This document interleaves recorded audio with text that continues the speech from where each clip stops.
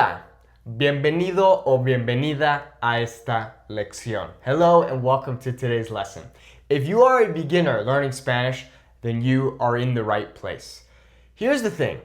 If you are learning Spanish by watching videos online, just like this one, you're probably feeling a bit confused and overwhelmed when it comes to the learning process. So I'm here to simplify it for you and show you that it's easier than you might think. So the first thing you should do is focus on the 1,000 most common words, things that we use all the time in Spanish. Something like a, de, él, ella, and so on. You can Google 1,000 most common words in Spanish and then see all these different common words. I recommend that you create flashcards out of these and then you study those. The reality is, if you study 20% of the most important parts of the language, then you can have 80% of the conversations that you want to be having.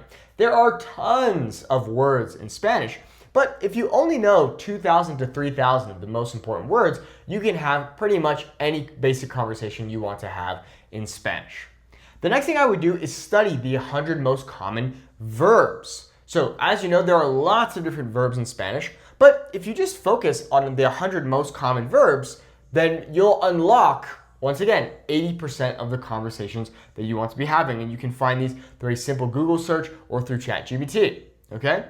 Next, learn some basic survival phrases. Now, I always tell my students, it's important that if you really do want to learn how to speak Spanish fluently and have conversations about whatever with whoever, then you need to be learning the rules of the language and how the language works. But when you're first starting, just focus on survival phrases. Things like, ¿Dónde está el baño? ¿Cuánto cuesta? ¿Cómo llego a? So on and so forth, okay? I recently went to Japan and I just looked up a survival phrases doc. I downloaded it onto my phone and I use it all the time when speaking with people. And that really helped me a lot. It was really basic, but it helped me have very basic conversations with people and it helped me build up my confidence. And I felt like, okay, I can navigate more or less. Now, the next thing is to learn conjugations. And this is what I mean by learning how the language works. Unfortunately, a lot of students will just learn phrases and they'll think, oh, if I just memorize all these different phrases, then I'm going to be able to speak Spanish, I'm going to have these great conversations. They'll get you by, but if you really want to have conversations with people, then you need to learn how the language works. One of the most important things you can do in order to understand how Spanish works is to learn conjugations. In Spanish, we have what are called infinitive verbs. So an infinitive verb simply means to blank. So for example, hablar, right? To speak or to talk.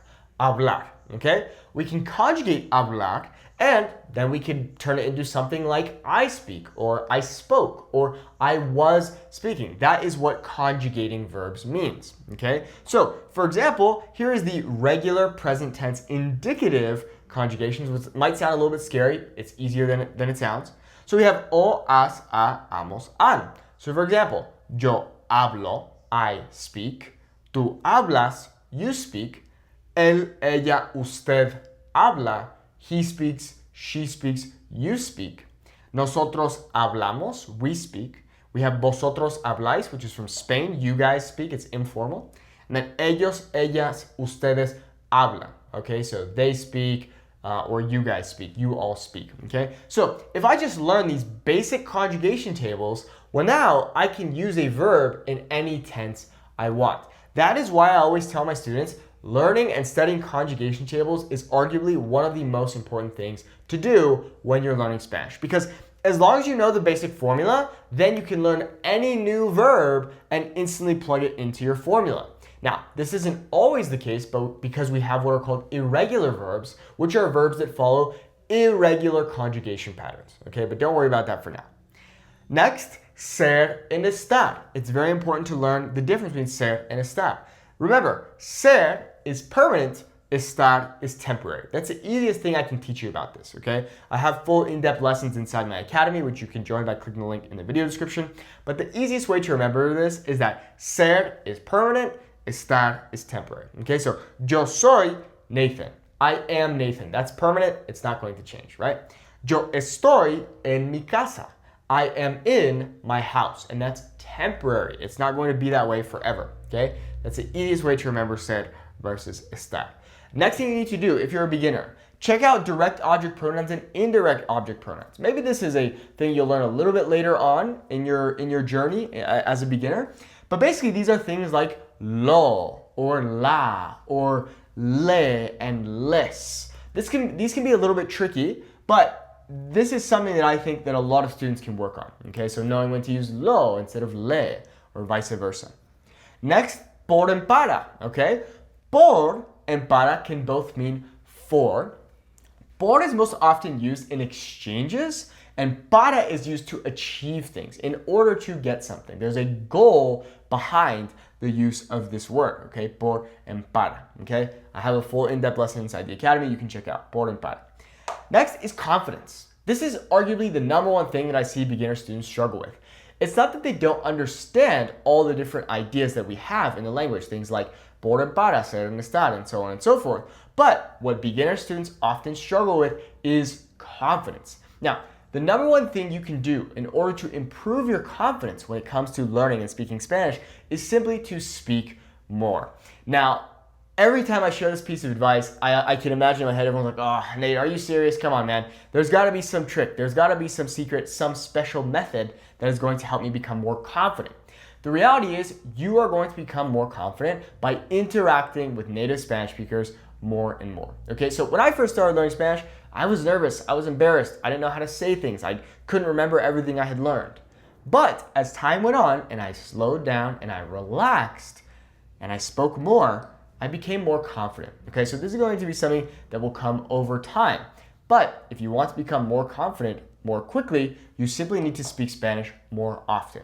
The more you're speaking Spanish, the better. Okay, now, if you are looking at the subjunctive mood already, forget about it. Don't worry about it. In fact, if you are an intermediate student and you're worried about the subjunctive, forget about it. If you don't have the object pronouns mastered, if you don't have basic conjugations, like when you should say hablé instead of hablaba, for example, don't even worry about the subjunctive. I personally did not learn the subjunctive until I had been learning Spanish for 4 years. Imagine that, 4 years, okay? So, for whatever reason, I always see people online emphasizing how important it is to learn the subjunctive. If you use the subjunctive incorrectly during a conversation, a native Spanish speaker is still going to understand you. Of course, you want to be speaking correctly, but if you're stressing yourself out because you haven't mastered this, relax. Focus on object pronouns, focus on basic conjugations, like I said, things like hablé versus hablaba, or estaba hablando, or hablaría, for example. But don't worry about the subjunctive, okay? Unless you've mastered those things and you feel confident with them. Also, if you're a beginner, don't worry about the simple future. So something like hablaré, for example, or hablarás, okay? I will speak, you will speak. You can speak in the future tense by simply learning the informal future, which is what we use most in Latin America. In fact, I would say 90 to 95% of the time when people speak in the future tense in Mexico, for example, or in Latin America, they will use the informal future, which is simply ir plus a plus an infinitive verb. So, voy a hablar. I am going to speak. Voy a hablar. Okay? You don't necessarily need to learn hablaré. Sure, people use it and eventually you can learn it. But if you're just starting out, the easiest way to speak in the future tense is by learning the informal future. Ir plus a plus infinitive. Voy a hablar. Vas a comer. Vamos a bailar. It's that simple, okay? Finally, just learn by doing. Go out there in the real world, go speak with people, listen to the language all the time, get confused, get frustrated, get discouraged, but do not give up. The way that you are going to learn Spanish is by doing the thing, which is speaking, interacting with people, connecting with people. Think about why you are learning Spanish. The reason that any of us learn Spanish is to connect with other people. So if you're not doing that, if you're not speaking with people, well then, how are you going to learn if you're just sitting behind the textbook, for example, okay? So if you really want to get better and you want to get better faster, then you need to learn by doing. You need to speak as much as you can.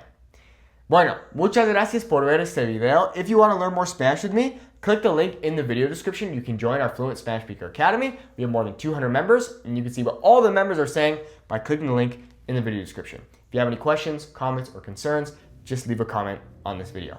Bueno, muchas gracias y espero que tengas buen día. Hasta luego.